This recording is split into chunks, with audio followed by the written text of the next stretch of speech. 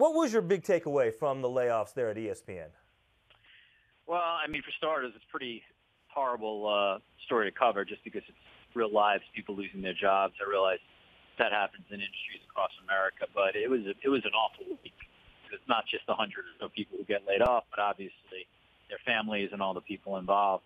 I think my biggest takeaway, if there was one, was that ESPN has irrevocably changed after this week.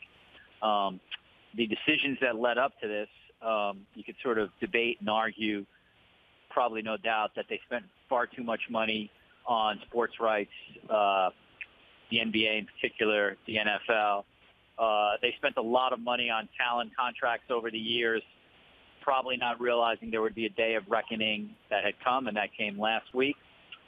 And so the takeaway, I think, now is that they got rid of a lot of people who were really, really at the top of their craft in terms of reporting and information gathering and storytelling.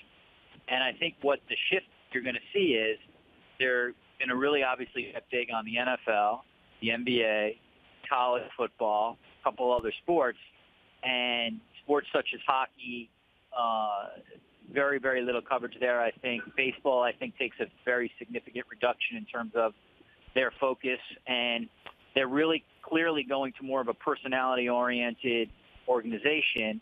Not to say they're not going to do news and information, but it's clear what they value are personality-oriented people who can work in multiple platforms. Hey, Richard, I know that you teach a class at Columbia University. I don't know if you had any classes from the time that this news broke, but maybe you spoke with some of your students, either current or former. What was their reaction, and what are their concerns going into this industry?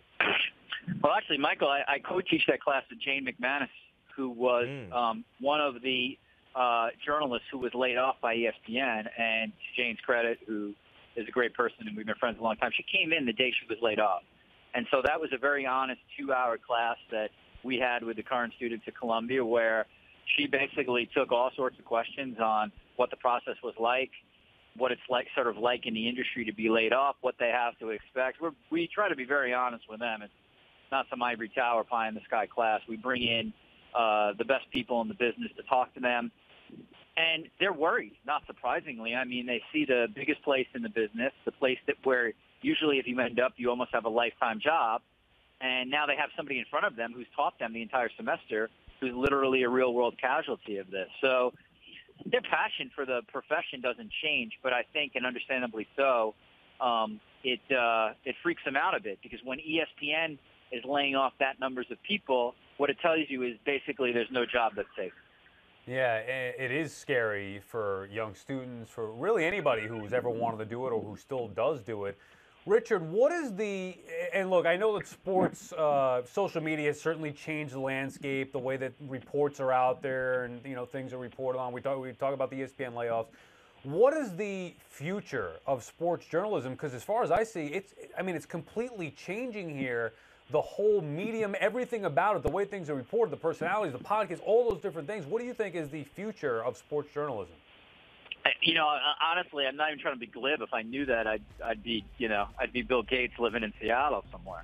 I think what's very clear is that you obviously have to have multi-platform skills, and whatever you end up doing, you're going to do on different platforms. So, you'll need to be a facile in audio. You'll need to be facile in video. You'll need to be able to write, and you'll need to do a lot of that over the course potentially of the same day. I think the stories the metabolism of the stories are just going to continue to get quicker and quicker.